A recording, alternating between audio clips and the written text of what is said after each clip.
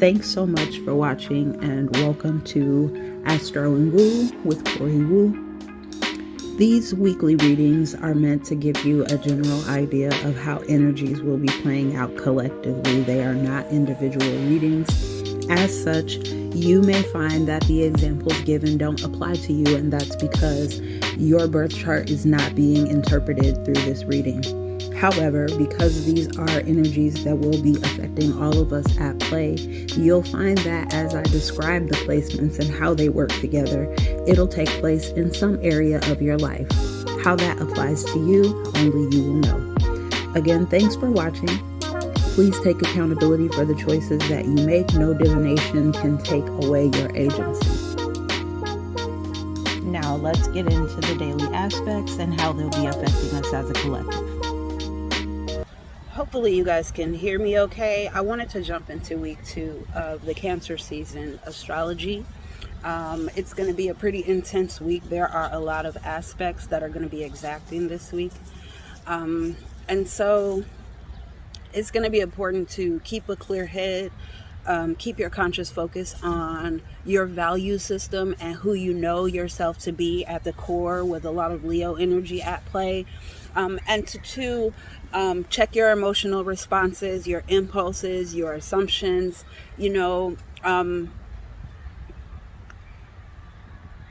This is about checking yourself. This is about getting in touch with yourself. As the summer increases, we're going to have more and more Leo energy, which is self-interested, but it's self-interested in terms of how I impact the world around me. The sun shines for itself, but at the same time, it can't deny the fact that that shine is impacting other people. The brighter the light, the more people are impacted by it.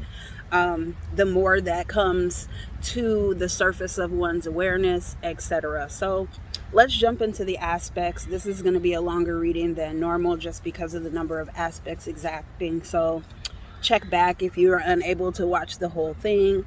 And just try to keep into perspective that this is about authenticity, about embodiment of personal values, and about bringing our beliefs down to earth. In other words, being able to apply them through practical actions and the way that we communicate and present ourselves. So starting on the 28th, we have the Sun trine Saturn, Lilith trine Chiron, Mars and Venus and Leo are going to be trine to Chiron and Aries, and also conjunct Lilith. So we're embodying our self-definition, and it's facilitated by the Sun-Saturn trine. This is a great aspect for taking on tasks that require discipline. It's not going to be easy, though. Mars, Lilith, and Chiron in the mix is not a game. It's going to be twinges of pain, reactivating old pains to do with self-assertion, self-expression, self-confidence, and self-reflection. It's an intense group of transits, and it's meant to move us forward from our pain by facing it head on as the truest versions of ourselves that we can muster. That'll be really, really important. Venus is helping us discover or recover exactly what that looks like. Mars, on the other hand, is helping us align our actions with this sense of self-respect and what we uncover or recover. Chiron's been in Aries since 2018, and it's been compelling most of the collective to focus their healing efforts on self-assertion, on independence, on their capacity to initiate, and in some cases, self-protection and defense. Mars right now is especially supporting this effort while in Leo, and Lilith helps us deal with any external resistance to our expressions of creativity and of individuality. So if you're acting authentically, any conflict that arises is meant to show you where you belong and where you do best to detach. The catch, though, don't let your ego write no checks your ass can't cash. And that'll be a theme that is repeatedly important throughout the summer, with Venus preparing to retrograde in Leo, and it's already in Leo in its shadow. Be careful that your self-definition, you're not projecting yourself into the experiences of others. On the 29th, we have the Sun trine Saturn and sextile to Jupiter in Taurus. The Sun-Saturn trine gets a dose of intensity from Jupiter at this point, since it's already been in place since around the 27th. This is going to help us bring our values, our spiritual practices, and our dreams and aspirations and our illusions into stark focus, so we can take practical actions that increase the tangible value in our lives. If you haven't already, it's time to start thinking about how your actions reflect your beliefs and support the pursuit of your longer term goals and meeting your own needs. On the 30th, Neptune stations retrograde in Pisces. The Sun in Cancer is sextile to Jupiter in Taurus still. The Moon will be in Scorpio and opposite Uranus. Sun is going to be conjuncting Mercury. The Sun is going to be sextile to Jupiter. Mercury will be making a trine to Saturn, and Venus will be square Uranus through July 2nd. So this is intense and potent energy to be working with. You'll probably feel it coming long before the 30th, when the aspects are exact. Neptune retrograding today in Pisces is going to greatly support the clearing up of illusions that Saturn in Pisces is trying to help us with. It'll be clarifying our dreams and how we can approach practical application of our spiritual beliefs. It's going to be a theme as long as Saturn is in Pisces, but it'll become much easier during the retrograde phase to see through illusions, to see clearly, because Neptune and Pisces both have an illusory, dreamlike effect. But Saturn there is asking us to clarify, to break through the illusion. And as Neptune is retrograde, that's going to be facilitated. It's going to be much easier. It's going to come more naturally and intuitively. This transit does last until December 6th, which is when Neptune stations direct. So just keep that in mind going forward for about the next 6 months or so. The Sun sextile to Jupiter expands the impact of our efforts to those that we connect with. So be very careful of how you're applying that and how it's likely to impact those that you care about and those around you in your physical environment. Yes, it's self-interested. It's about self-expression and exploration, but we are a collective people. So you can't, self-actualize in a vacuum. The Moon is opposite Uranus, so be careful of your assumptions and your impulsivity in response to the way that things appear, because when Neptune first stations retrograde, you're not going to be able to see everything all at once, and there'll still be some questions, some illusions, some deception to break through, and you don't want to act on your assumptions. You don't want to be projecting your feelings as facts. As the Sun conjuncts Mercury, we'll get some insight into how the houses ruled by the planet are impacting the efforts to ground ourselves and our lifestyles in the tangible and in the present. Face-to-face communication will be emphasized, and many of us might find we get very busy in the house where this transit takes place. For those of you who don't have any placements in Cancer, then you may find that this is happening around you. It's observable in the people that you deal with or the people that you care about.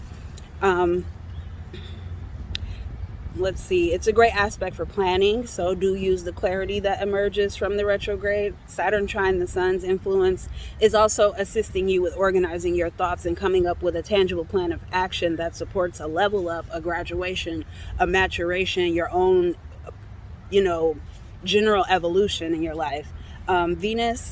Venus's aspect to Uranus, which is an opposition, makes this a great day to put yourself out there, to say what you mean and to bring light to any lingering issues in your relationships. But reactivity is also increased, so practice patience with what and who matters to you. Some of us may be just seeking out excitement or intensity in our relationships by any means necessary with Uranus, because Uranus breaks boundaries.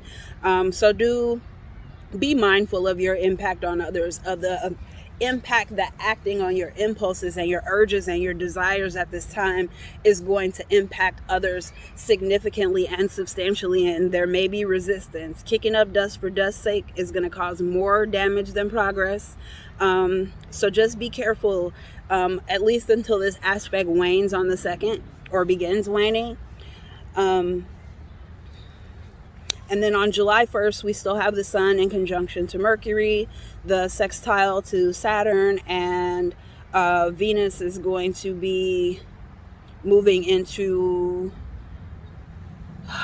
let's see, it's going to be waning in that opposition. So it's going to be approaching a square slowly but surely, but that won't take place until a week or so from now. On the 2nd, we have Sagittarius moon trine Chiron. So this is where our emotional constitution and our desire to have experiences that enhance our knowledge and understanding is going to facilitate our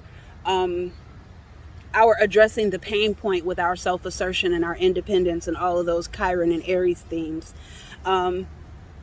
So we'll still have all those other aspects playing around in the background. That's something to keep in mind. But this is a great day to seek out people who have experiences, who come from a different background than you, and see what you can learn about yourself from their perspective.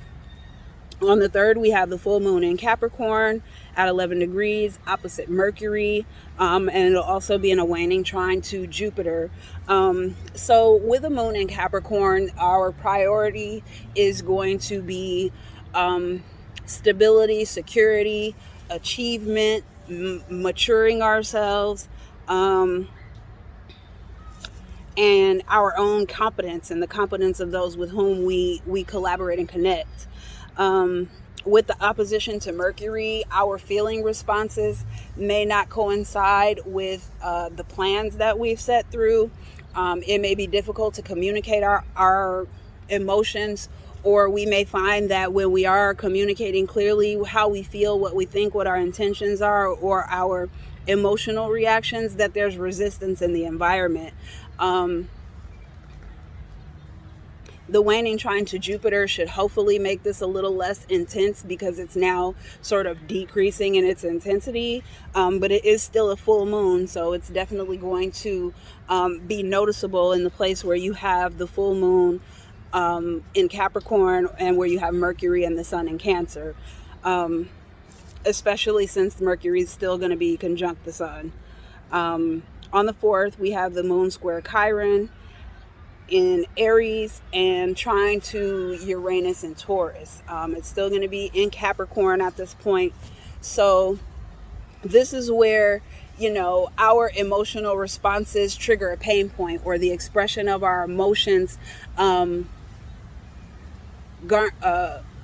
it activates situations in our lives in the house where Aries is that may be painful or may remind us of a pain or bring us face to face with it so that it can be addressed, like I was saying earlier in the week with the Mars and Lilith trine.